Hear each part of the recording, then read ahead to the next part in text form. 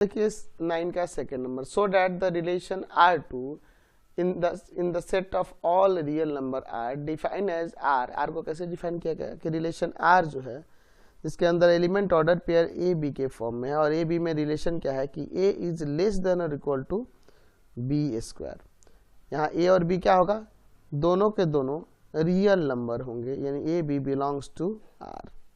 तो ये relation are जो R2 होना चाहिए थे। यहाँ पे रिलेशन R2 जो है हमें चेक करना है, क्या चेक करना है, दिखाना है कि neither reflexive nor symmetric not, ये ना रिफ्लेक्सिव होगा ना ही सिमेट्रिक होगा और ना ही ट्रांजिटिव होगा। चलिए इसका पहले हम लोग यहाँ पे देखते हैं, let a b c belongs कर रहा है रियल नंबर से।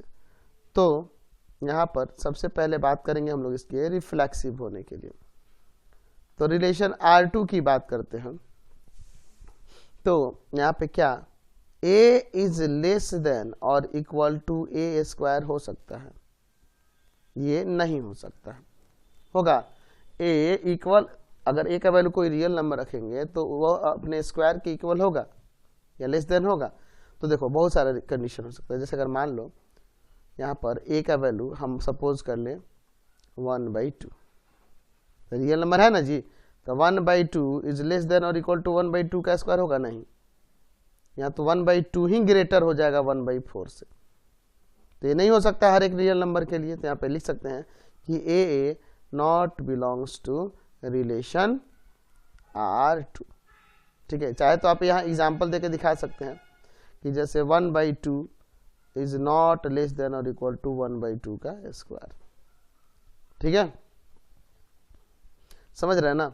तो ऐसे आप इसे एग्जाम्पल भी दिखा सकते हैं। तो therefore R2 is not reflexive, relation R2 जो है रिफ्लेक्सिव नहीं है।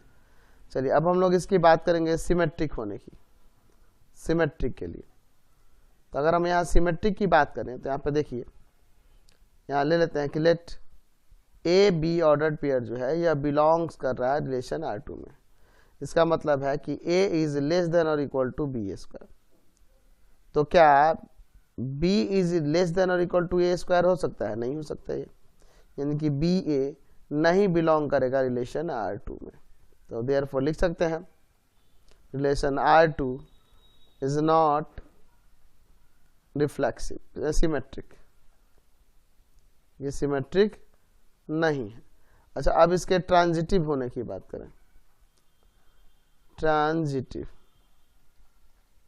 तो ट्रांजिटिव की बात करें तो यहाँ पे ले सकते हैं let a b belongs to relation R2 and b c. पहले इसको लिख लेते हैं। इसका मीनिंग यह हुआ ना कि a is less than equal to b square and b c belongs to R2। इसका मतलब यह हुआ कि b is less than equal to c square. तो क्या यह पॉसिबल है कि a is less than equal to c square होगा? ये पॉसिबल नहीं होगा। क्यों?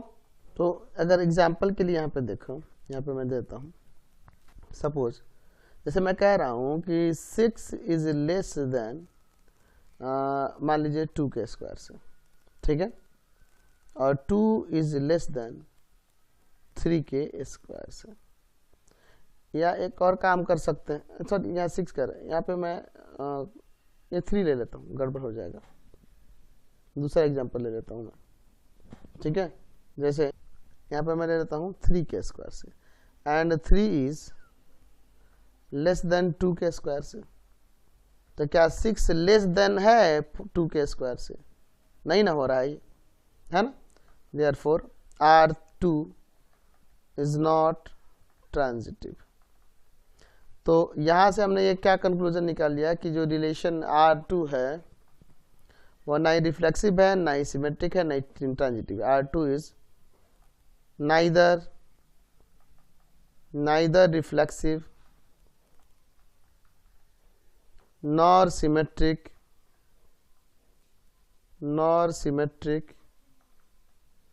nor transitive। ना ही रिफ्लेक्सिव है, ना ही सिमेट्रिक है और ना ही ट्रांजिटिव। नेक्स्ट